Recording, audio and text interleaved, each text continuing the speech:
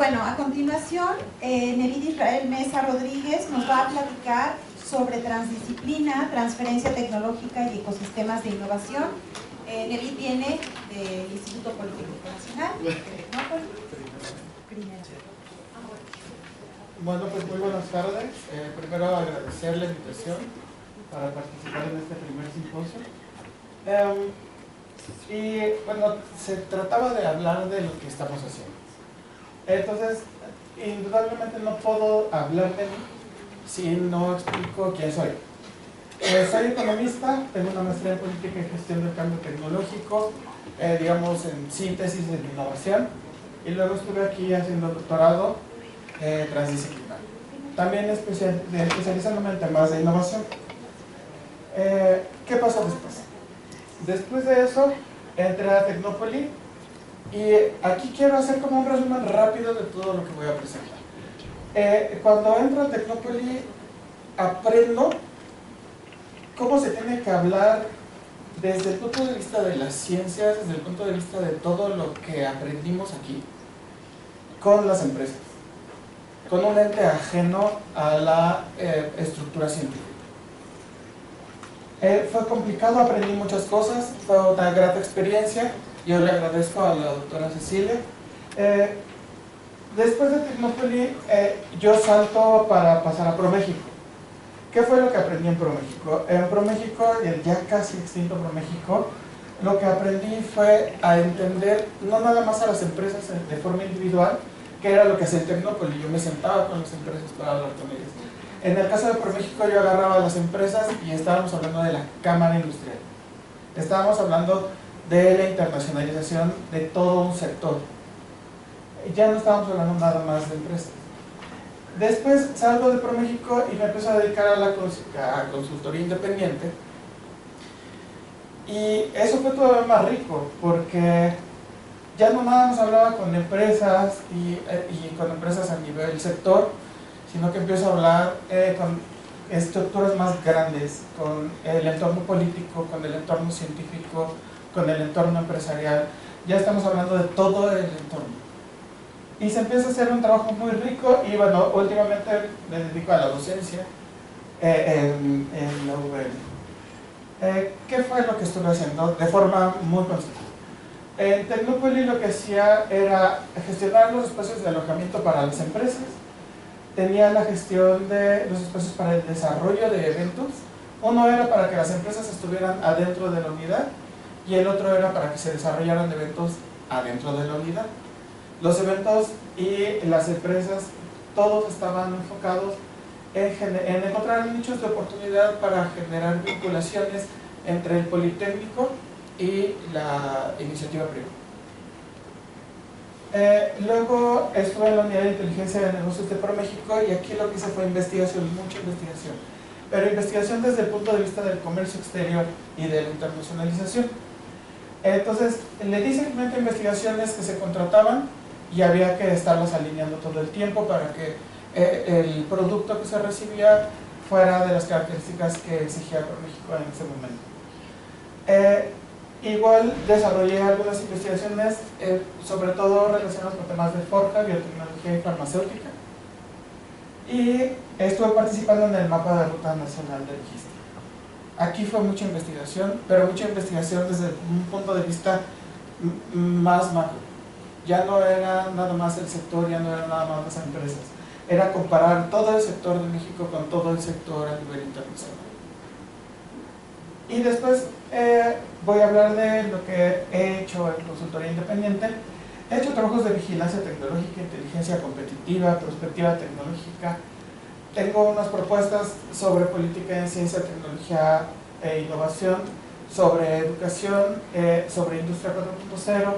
He trabajado sobre ecosistemas de innovación, sobre procesos de internacionalización y en aspectos específicos de educación, sobre todo en la educación superior. Probablemente hay otras cosas, digamos esto es como lo global. Y en docencia ahorita me encuentro dando clases en una maestría en temas de innovación, gestión de conocimiento, gestión de calidad y evaluación financiera de costos y riesgos. Aquí quiero abrir un paréntesis. porque cuando me dijeron, es que tienes que presentar lo que has hecho en todo este tiempo, yo dije, bueno, no voy a presentar mi currículum porque no creo que sea la intención. Creo que la intención es ver cómo la transdisciplina o cómo el doctorado transdisciplinario ha funcionado dentro de lo que yo he estado haciendo. Y para eso me voy a ir como desde un punto de vista muy general al particular, que es el que yo hago. Y el punto de vista general es que estamos en la Tierra, y la Tierra tiene un montón de personas, y las personas tienen un montón de problemas. Tienen problemas de medio ambiente, de calentamiento global, de pobreza, de desnutrición, problemas de agua, de salud, guerras, contaminación, energéticos, deforestación, venta de armas, migración, y aquí no están todos. Todavía hay muchísimos más. Pero además, cada una de las regiones que están en el mundo tiene problemas muy, muy particulares. México, por ejemplo, nada más para el 2010 el Colmex hizo un compendio de 16 volúmenes en el que está mostrando los grandes problemas de México.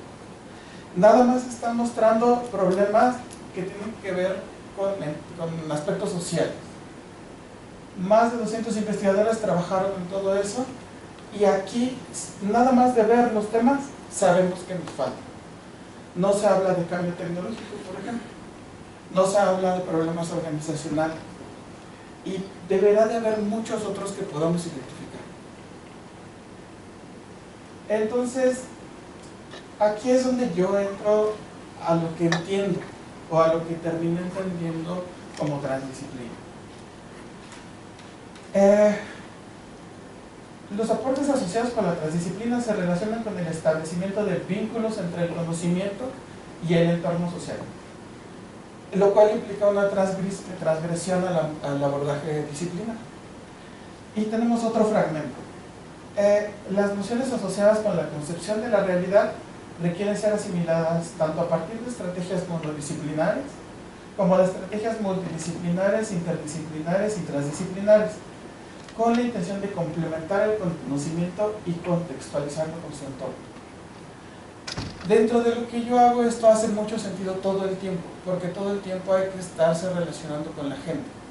No nada más con empresas, no nada más con mucha gente. Pero dentro del argumento teórico hace sentido este pequeño fragmento. Y lo que dice es, no podemos comprender el todo sin ver sus partes, pero podemos ver las partes sin comprender el todo. Como sucede cuando se separan las piezas de un reloj. Por más que se examine cuidadosamente cada una de ellas, no se llegará a descubrir el principio que aplica el reloj para medir el tiempo. Sí podemos ir estudiando, y es correcto estudiar cada uno de los engranes que integran un montón de cosas. Y lo podemos entender muy bien. Pero para entender procesos más complejos, la mirada tendría que ser diferente, creo yo.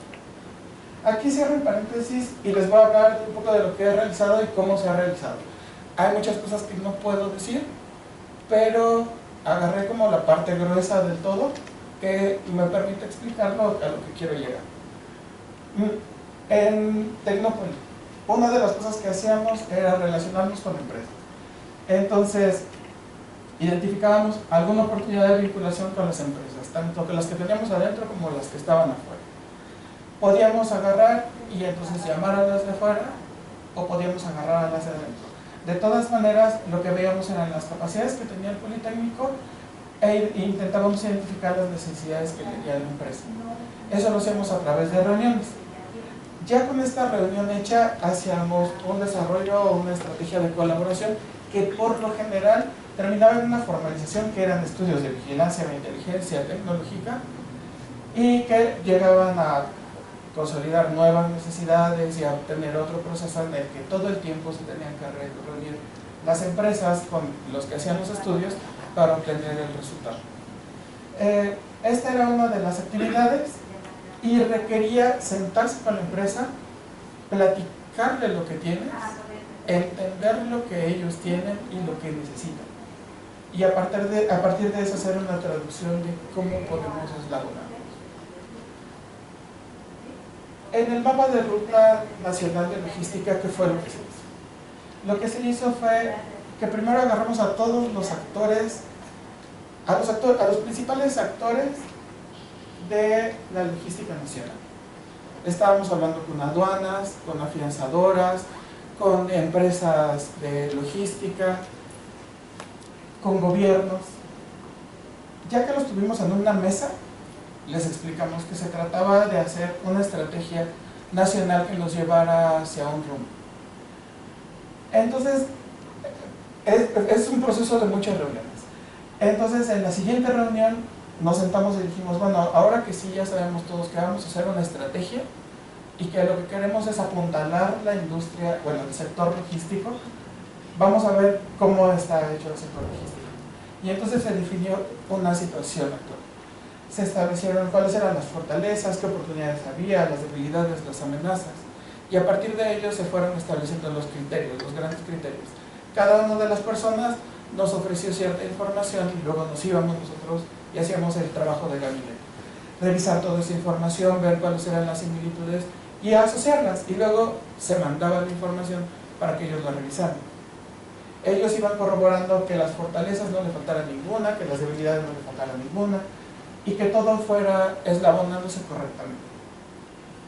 Después nosotros nos sentamos y dijimos, bueno, ahora que ellos ya nos dijeron cómo está la logística nacional, entonces vamos a meterle números, porque ellos nada más nos lo platicaron, nos dijeron la logística está muy bien, o está muy mal, en general está muy mal. Y entonces nosotros nos sentamos y le metimos los números, todos los números que existían, los poquitos que existían, le dieron contexto a la lógica que ellos nos estaban planteando. Ya que teníamos ese contexto, entonces hicimos una revisión, un enriquecimiento del documento. Revisamos tanto las tendencias internacionales como lo que se estaba haciendo en otros lados para orientar la estrategia de una forma adecuada. Entonces ya teníamos todo el contexto de lo que estaba sucediendo en el país y ahora lo queríamos enriquecer con cosas nuevas. Y a partir de ese enriquecimiento y de reuniones y reuniones y reuniones y revisiones, se empiezan a establecer pequeños elementos que pueden servir como una ruta de valor para apuntalar, en este caso, al sector logístico. Y entonces se empiezan a conformar hitos y proyectos específicos que, bueno, me parece que fueron 13 hitos con 60 proyectos, no sé, 30, no sé. Y entonces, bueno, se va avanzando en cada uno de los hitos y en cada uno de los proyectos y se tiene un cronograma de actividades sectorial que se supone que si se sigue en algún orden nos tiene que llevar a algún lado decente. Eso fue lo que pasó en el mapa del... ¿Qué pasa en los estudios de vigilancia? Primero se revisa la información que te dan. Ya que te la dieron, entonces se tiene que entender no nada más la información que te están dando, sino cuál es el objetivo de esa información, qué es lo que se espera recibir.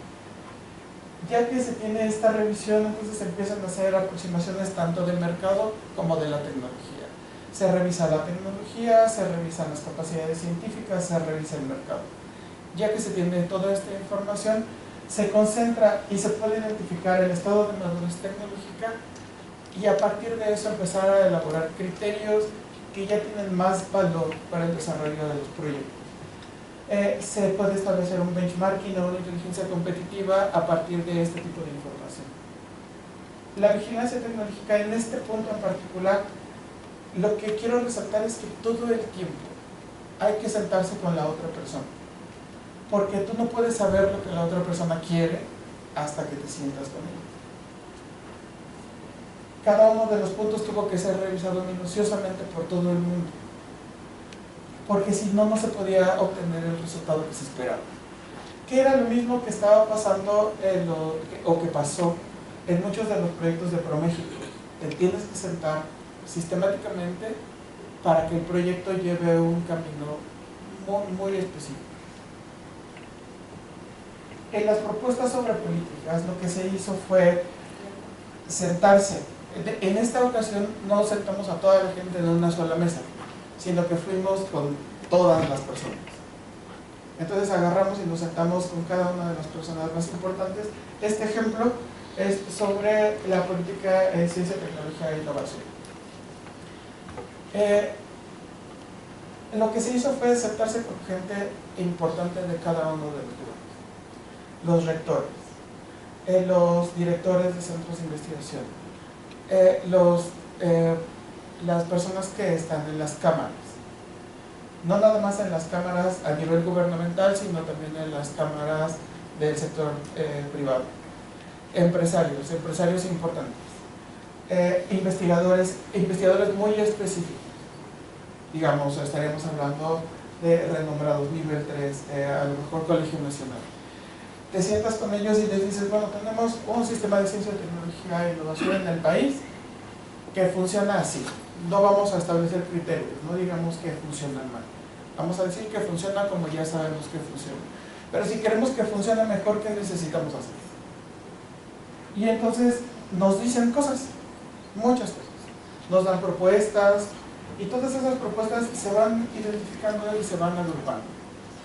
Ya que hablamos con mucha gente, entonces se podía generar una base de información. Toda esta información se fue recabando y se fue agrupando en distintos entornos, digamos. Ya que la teníamos así, había que segmentar la información y revisar cuál era la que se duplicaba, por decirlo de algún modo. Ya que teníamos todo esto, que era lo que necesitábamos reconocer de la gente más importante del ecosistema, nos fuimos a entender qué era lo que decía las recomendaciones internacionales. Entonces revisamos muchas recomendaciones internacionales para establecer sobre política de ciencia y tecnología, sobre educación o sobre industria 4.0. Y ya que teníamos esa información, entonces sí, ya podemos establecer una serie de propuestas entre lo que nosotros entendíamos que necesitaban los actores del sector con lo que además nos estaban recomendando organizaciones importantes a nivel internacional. Y entonces se establece una serie de lineamientos. En este caso, digamos, los grandes grupos eran instituciones de educación superior, desarrollo y atracción de talento, fortalecimiento de la infraestructura de las instituciones e impulso de nuevos mecanismos de financiamiento. En cada uno de esos rubros se agruparon cerca de 20 programas de políticas públicas que cada uno tendría que desglosarse cada vez más. Y que no nada más estaría dentro de CONACYT, sino que tendría que ser una política integral que agrupara a muchas secretarías de Estado. Lo mismo pasó para educación y para industria 4.0. Ecosistemas de innovación. Lo que se hizo o lo que se está haciendo en ecosistemas de innovación en la Ciudad de México es que nos sentamos con los actores más importantes de lo que se entendería como un ecosistema de innovación en la Ciudad de México.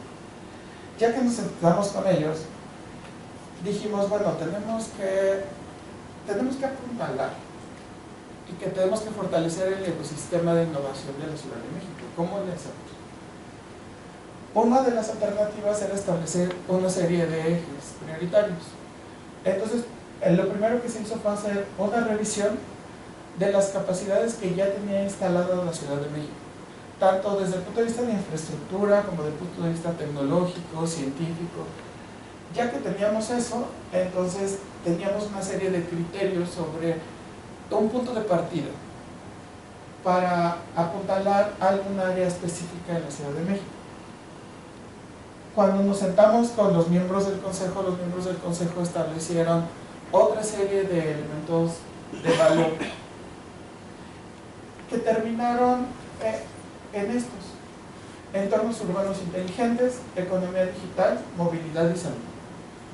Porque no podíamos agarrar y desarrollar todo lo que necesita la Ciudad de México desde un punto de vista de ecosistema de innovación en un año, pero sí podíamos tomar una serie de temas y establecer una ruta para trabajar.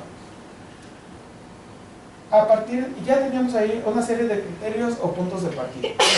Luego se hizo el primer foro internacional, el futuro de las megaciudades y uso de las tecnologías exponenciales para el bienestar de sus habitantes. Ese foro tenía dos intereses: uno, hacer el foro para que la gente pudiera acudir a él, y la otra era traer gente renombrada en el desarrollo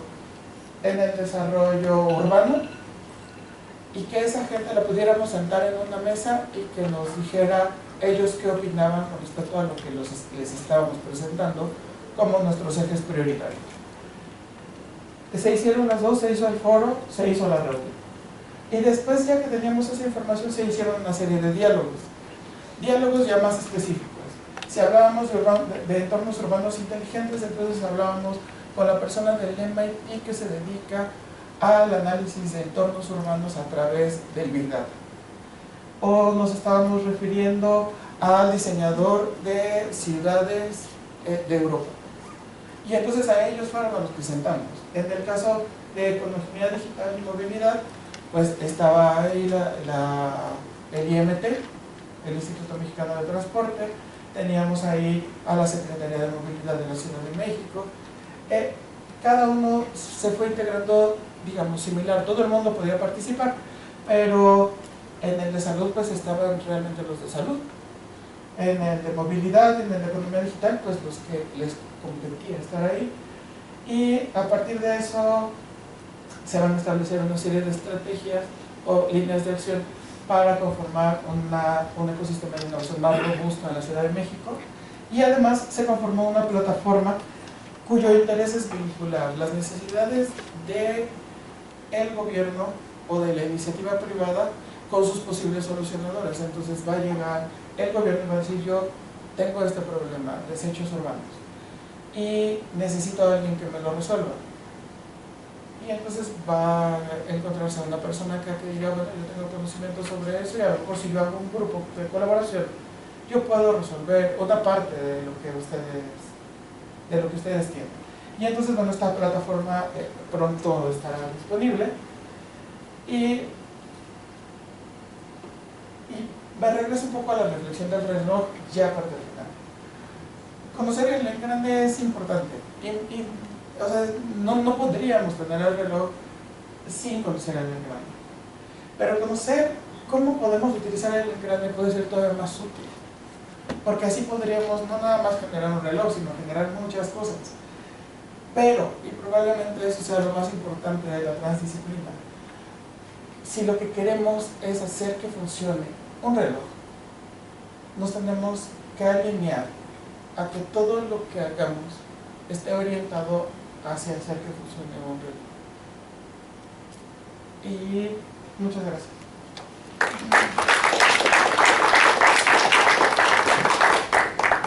¿Preguntas? Sí, doctor. Por favor, el doctor Nicolás. Bueno, hay muchas preguntas, sobre todo de ProMéxico. A ver si las puedo sintetizar. Primero, ¿era un organismo autónomo? Voy a hacer las preguntas. Sí, ¿qué dependencias tenían una visión cercana de lo que estaban haciendo para apreciar lo que desapareció? Y el otro es, de todo esto que lograron hacer, no hubo gente no tuvimos gente que defendiera la idea. Digo, yo me voy a poner en el lugar del presidente actual, y estoy seguro que si él estuviera sentado aquí, no habría entendido nada de lo que dice. Y eso es lo que me preocupa, de que el nivel de comprensión de nuestras autoridades, no de sus colaboradores, de él, es tan baja que no sabe apreciar este tipo de cosas, o el Cinvestav, o los centros Fonasit, lo que sea. O sea, para él es votos y ver cómo va a implementar. Y eso es una desgracia, por eso no entiendo que la toma de decisiones para desaparecer cosas, que es muy fácil que desaparezcan, pero para crearlas es complicado. y había muchas capacidades que valía la pena. No todo en ProMéxico era lo mejor, pero sí había muchas cosas que valía la pena que se guardaran, y no se guardaron, desaparecieron. Ahorita ProMéxico son 3 personas, y son 3 personas porque hay un fondo que recibe ProMéxico y que no hay manera de que el fondo ahorita pueda existir si no están esas 3 personas. Eso es ProMéxico el día de hoy. Son 3 personas que administran el fondo se va a entregar a las empresas, ya que se entrega a las empresas, esa va a ser la última vez que se reciba ese presupuesto y se termina ProMéxico. ¿Quiénes lo van a dónde se va a ir? Se supone que se va a ir a Bancomext y a la Secretaría de Economía, pero pues, la realidad es que no pareciera que hayan jalado a mucha gente de ahí. Sí, y no creo que los consulados vayan a tener la capacidad de hacer todo esto que están ustedes haciendo, ¿no? que es la idea que de ahí mencionaron, ¿no? Y todas estas cámaras industriales, tampoco se interesaron en rescatarlo, toda la organización. Pues no. Quisiera decir que sí alguien salió, pero no. O sea, sí a lo mejor expusieron su punto de vista, pero como de ahí a salvarlo. Mónica, ¿quieres? El doctor. En el mismo sentido, ¿podrías comentarnos 2 o 3 casos de éxito de ProMéxico, así como para decir por qué no desaparecieron? Que te consten a ti, vamos, donde ustedes colaboran. Que me conste. Sí, la parte, por lo menos la unidad de inteligencia de negocios, desde el punto de vista de información, tenía un acervo de información verdaderamente exquisito, que si ahorita incluso yo quiero buscar los documentos que sé que existen, es difícil conseguirlos. Yo los puedo conseguir pero por otros lados, pero ya no están disponibles y eran documentos muy ricos y muchos de ellos invierten mucho dinero. Las personas que ahí trabajaron, no todas, digamos, muchas pueden aprender a hacer investigación, pero hay algunas que sí desarrollaron capacidades muy particulares para el acopio de información internacional y que también están perdidas. Había una herramienta que se llamaba la MIM, que se dedicaba, era un mapeo de las capacidades nacionales, y la verdad es que la persona que la estuvo diseñando y que estuvo nutriendo los datos todo el tiempo sabía mucho sobre bases de datos internacionales. Espero que no pase lo mismo con Conavio.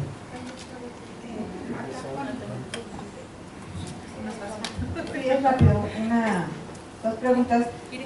Una relacionada con la plataforma, ¿cómo la piensas? Comentaste, ¿no? Que ya casi estaba en funcionamiento. Ya casi está. Ajá. O sea, ¿cómo es esa plataforma? O sea, ¿qué infraestructura utilizas? ¿O qué aplicación? No sé, es que me interesa para mi tema, ¿no? La verdad es algo que yo quiero ver con una colaboración. Se puede desarrollar un mapeo de las majadas y esta parte, ¿no? De los campos. Por eso me interesa saber esta parte de la plataforma. Y la otra es, pues es un comentario respecto a la metodología en las entrevistas a expertos, ¿no?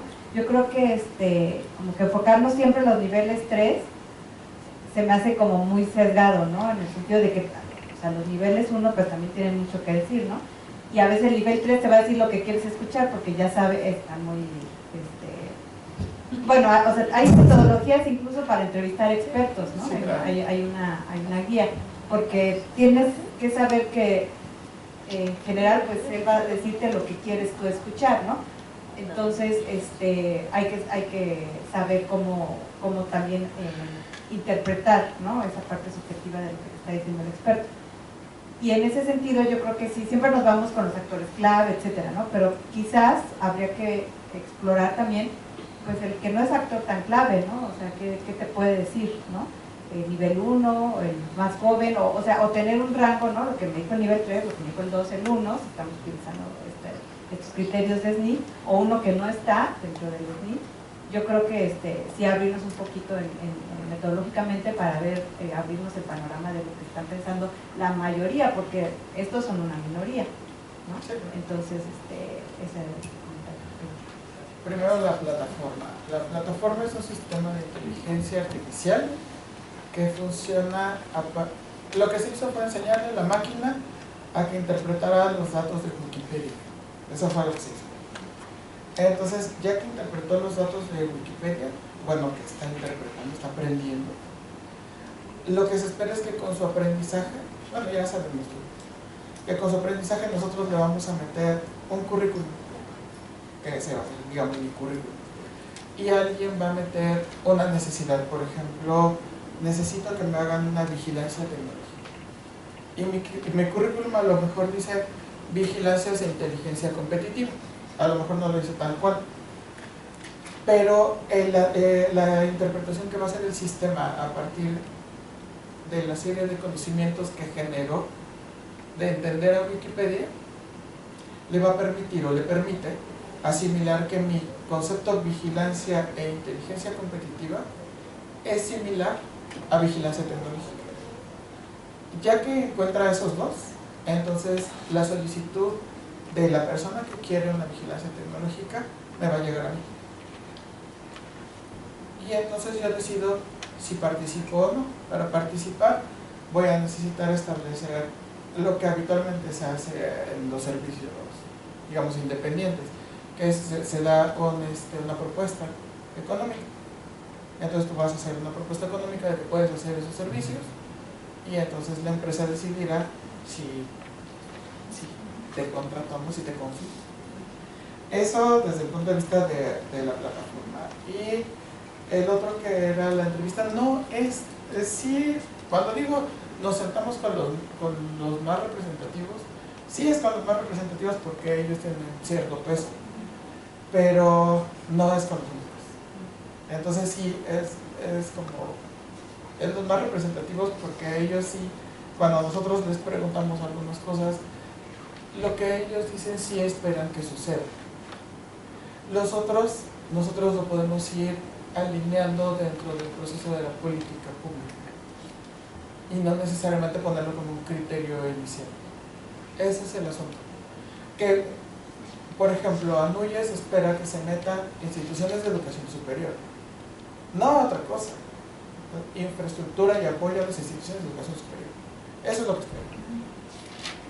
Los profesores a lo mejor esperan un mejor sistema para basificación. Es distinto. Pero si nosotros le ponemos apoyo a las instituciones de educación superior como un gran punto y como una política pública alterna ponemos basificación de los profesores, estamos considerando las dos. Pero sí tenemos que establecer ciertos criterios que hagan que la política pública tenga alguna posibilidad dentro del sector en el que se va a mover. Que ahí sí ya, hasta ahí se pueden mis comentarios, pero... Me parece muy interesante la aplicación de los elementos de inteligencia competitiva, tecnológica y de mercado a los casos de política pública y ecosistemas de innovación. Bueno, si bien estas instituciones y información ya no está disponible, yo creo que la experiencia para ti ha sido muy enriquecedora. Yo tuve la oportunidad de revisar varios de los documentos de la Unidad de Inteligencia de Negocios de ProMéxico y pues sin duda que son de gran utilidad, sobre todo para la pequeña empresa, porque no tiene la posibilidad de pagar estos estudios y sí toda la información le permite ser más competitiva e incluso detonar proyectos de innovación. Mi pregunta en específico es acerca de los mapas de ruta nacional sobre logística, si está disponible o fue un elemento reservado y confidencial. Sí, sí estuvo disponible. Estuvo disponible un tiempo, bueno, ahorita ya la plataforma no existe, pero yo la otra vez me lo volví a encontrar. Okay. Digo, yo lo tengo, pero sí estuvo disponible, todos están disponibles. En ese sentido, si los sectores como aeroespacial, farmacéutico, agro, hidrocarburos, que son sectores estratégicos para México, también están disponibles, ¿se desarrollaron o no? Hay un mapa, no me lo sé todos, hay uno de Industria 4.0, ¿sí? Dispositivos biomédicos, está uno aeroespacial, hay uno de Colima, como de economía digital, debe de haber uno automotriz, no me acuerdo, había varios, como unos 8 o 10. Pero sí se desarrollaron. Sí. Ok, perfecto. Y en el caso del ecosistema de innovación para la Ciudad de México, ¿Cuál fue el entregable final? ¿Es un mapa de ruta? ¿Es un plan estratégico? ¿Es un plan nacional? Y una cosa que si se pudiera detallar, el instrumento de financiación, ¿no? Porque ok, están los elementos de entorno competitivo, pero al final, ¿cómo los hacemos factibles o cómo se implementan en el mediano y largo plazo?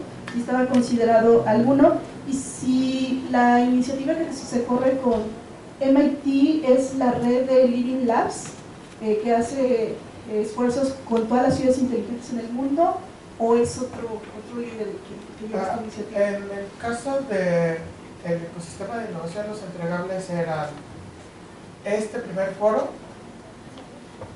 los diálogos, cada uno de los diálogos y la plataforma.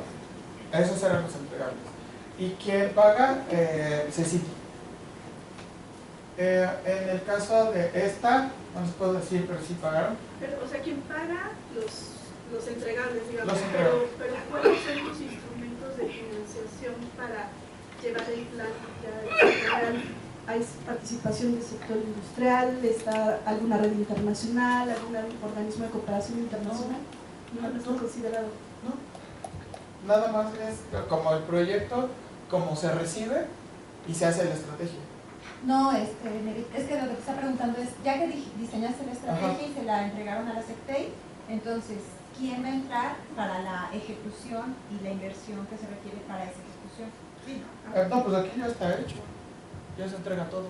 Lo único que habría que revisar es que la plataforma siga en pie todo el tiempo, que ese sí sería como algo que ellos tienen que ver, pero eso está ahí. Y se entrega, de hecho hasta se va a entregar propiedad intelectual de la plataforma. Bueno, por el tiempo, te agradecemos, David, les pedimos que si tienen más dudas con David, se acerquen a este.